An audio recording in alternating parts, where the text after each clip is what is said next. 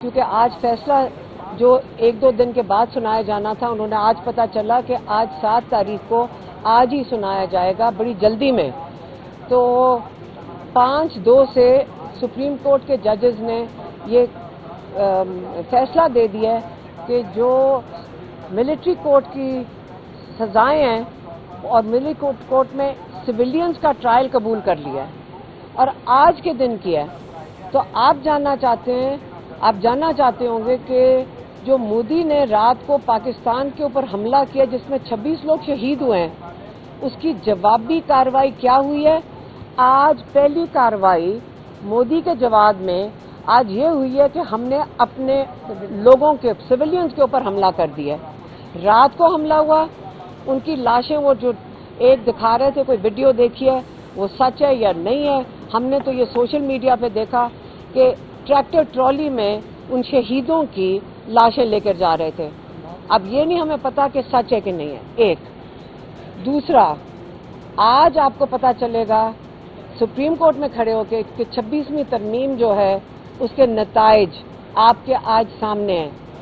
اگر مودی نے اٹیک کیا تھا پاکستان پہ، آج ایمرجنسی میں آپ کا یہ کورٹ 26ویں ترمیم والے نے بیٹھ کے اس کے اندر سے خاص جج بٹھائے گئے تاکہ آپ اتنی بڑی چیز جو غیر آئینی طریقے سے غیر آئینی چیز ہے، 26ویں ترمیم جب کیا گیا وہ ایک سٹولن مینڈیٹ والی حکومت نے یہ کیا تھا، 17 سیٹوں والوں کو بٹھا کر آپ نے 26ویں ترمیم کروائی، اس میں آپ ججز لے کر آئے۔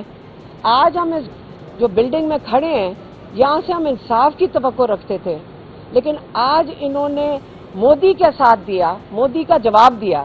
وہاں تو ہم نے اٹیک نہیں کر سکنا، ادھر تو ہم انڈیا پہ تو نہیں اٹیک کر سکتے، ہم نے اپنے سویلینز کے اوپر حملہ آور ہو گئے ہیں۔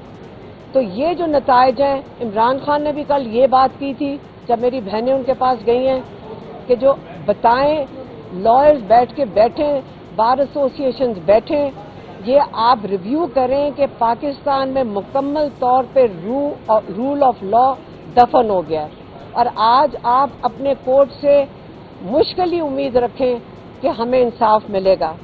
اور آج بہت افسوس ہوا ہے، میں کہتی ہوں آج بڑا دکھ ہوا ہے کہ آج ہمارے سویلینز کورٹس نے ان لوگوں کو جو پرامن احتجاج کرنے کے لیے سڑک پہ نکلے ہوئے تھے، ایک آدمی کو اس کے سزا ملی ہے کہ ایک مجسمہ بت جو آپ کے دین میں ویسے نہیں ہونے چاہیے، ایک مجسمہ توڑنے، یہ تو مجھے یاد آتی ہے پرانے زمانے میں جب ہم نے خانہ کعبہ میں جا کے اسلام آیا تھا، جب ان کے بت توڑے گئے تھے۔ تو یہ آپ کہہ رہے ہیں اس مجسمے توڑنے کے لیے آپ کو یہاں پہ ملٹری کورٹ میں سزا ملی ہے۔ یہ آپ ذرا جا کے ان بیچارے جو بے گناہ کوئی 100 لوگ جو اس سے متاثر ہوں گے، یہ آج ہمارے ججز نے 5 ججز نے یہ فیصلہ دیا ہے۔ میں یہ کہہ سکتی ہوں اس سے بڑی ناانصافی، اس سے بڑا جرم نہیں ہو سکتا کہ آج آپ نے مکمل طور پہ پاکستان میں مارشل لا لگا دیا ہے، اور وہ بھی کیا مودی کی مدد سے۔ آج کا جو فیصلہ 5/2 ججز کے اوپر مشتمل ہے، جس کے ذریعے جو فیصلہ آرمی ایکٹ کی جن شکوں کو کالعدم قرار دیا گیا تھا ان کو آج ریسٹور کر دیا گیا ہے 5 رکنی بینچ نے، جبکہ 2 معزز جج صاحبان جس میں جسٹس جمال مندوخیل اور جسٹس نعیم اختر افغان صاحب ہیں، انہوں نے اس انٹرا کورٹ اپیل کو ڈسمس کر دیا ہے۔ آج کا فیصلہ جس کے ذریعے فوجی عدالتیں بحال ہو گئی ہیں، یہ ایک میں سمجھتا ہوں پاکستان کی عدلیہ کی تاریخ میں ایک سیاہ ترین فیصلہ ہے۔ یہ اسی طرح کا فیصلہ ہے جس طرح پاکستان میں نظریہ ضرورت کو ایجاد کیا گیا تھا۔ اس فیصلے نے پاکستان میں ایک پوری دنیا میں پاکستان کا عدلیہ کا چہرہ داغدار کر دیا ہے۔ کسی تہذیب یافتہ معاشرے میں ایسا نہیں ہو سکتا کہ عدلیہ آزاد نہ ہو، اور جہاں عدلیہ آزاد نہیں ہوتی وہاں معاشرے، قومیں اور ملک ترقی نہیں کیا کرتے۔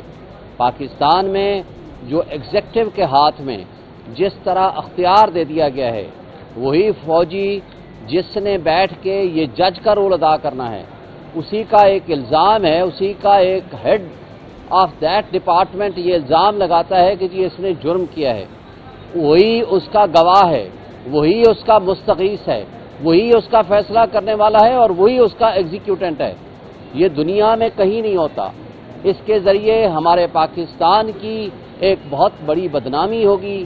اس فیصلے نے گو کہ ایک شک مہیا کر دی ہے, وہ یہ ہے کہ 45 ڈیز میں پاکستان کی پارلیمنٹ یہ فیصلہ کرے گی, گو کہ یہ انلیجٹیمیٹ پارلیمنٹ ہے, وہ یہ فیصلہ کرے گی کہ جی 45 ڈیز میں رائٹ آف اپیل دیا جائے, اور اس رائٹ آف اپیل دینے کے بعد جو کنوکٹ ہوگا اس کو حق حاصل ہوگا کہ وہ ہائی کورٹ میں اپیل فائل کرے.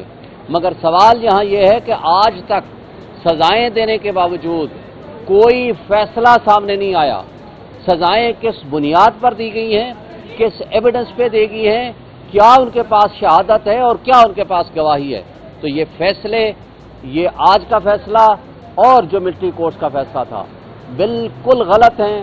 یہ قانون کے خلاف ہیں, یہ آئین کے خلاف ہیں, یہ انصاف کے نظام کے اوپر بدترین ایک داغ ہیں اور ایک تماچا ہے.